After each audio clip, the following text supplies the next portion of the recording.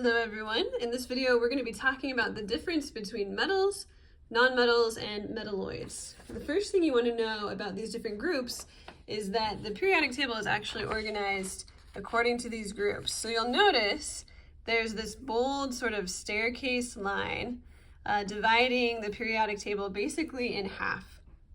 So it turns out that almost everything to the left of this bold staircase line is a metal, and everything to the right is a non-metal. And then there are a few elements along the side here that are metalloids. So there's a couple exceptions here. Everything on this side is a metal, so we've got things like iron, nickel, copper, titanium, lithium, sodium, potassium, those are all metals. But hydrogen is a non-metal, even though it's over here. So hydrogen is a non-metal. Everything else over here is metals. And then everything on the right we said over here is a non-metal. And then there are actually just 6 elements that are metalloids.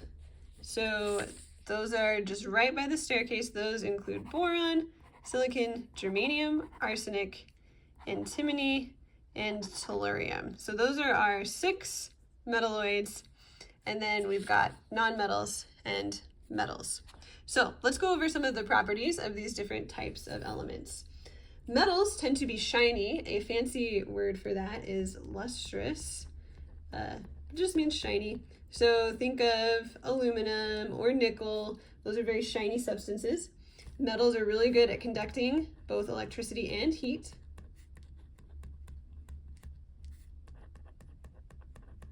Metals are something that we call malleable, which means that they can be bent, they can be hammered into sheets.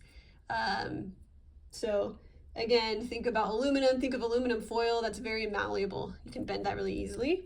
They are also something called ductile, which means they can be made into wires.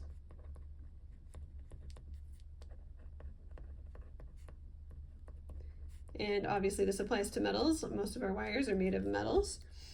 Metals tend to be solid at room temperature, with one exception, which is mercury, but the rest of them are solid at room temperature.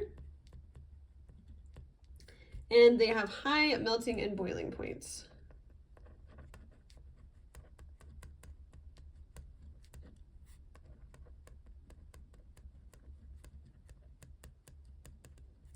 All right, let's talk about the nonmetals.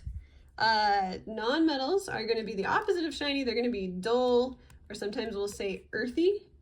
So just the opposite of shiny.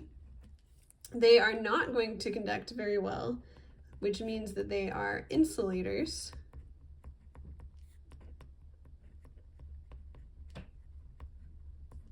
They are going to be brittle, so kind of the opposite of malleable. Some of them are going to be gases at room temperature, some of them are not, some of them are solids. Like sulfur is a nonmetal, it is solid at room temperature, but some are gases at room temperature. Again, not all. Sometimes there's a misconception that all nonmetals are gases at room temperature. And they're going to have lower melting and boiling points for the most part. Again, there's always exceptions. Okay, lastly, metalloids have properties of both metals and nonmetals. So they're going to have somewhat of a metallic luster. They might not be as shiny as metals, but they will have sort of metallic quality to them. They are often semiconductors, which means they conduct not nearly as well as metals, but they're better than insulators. And this actually makes them really, really useful in technology applications. This is why the Bay Area in California is called Silicon Valley. Silicon is a metalloid and it's a semiconductor. They do tend to be brittle, and they are also solid at room temperature. One thing that I would recommend that you do is color code your periodic table. We're going to be figuring out whether elements are metals or non-metals really, really often throughout the year. So you want to have a good reference for that. So I would color all of your metals one color. So that's most of the periodic table, honestly. So this whole section, except for hydrogen, this bottom section as well. And then color your non-metals a different color, and you can color in your metalloids if you want to. We won't look at those as much the rest of the year, but it is good to know where those ones are.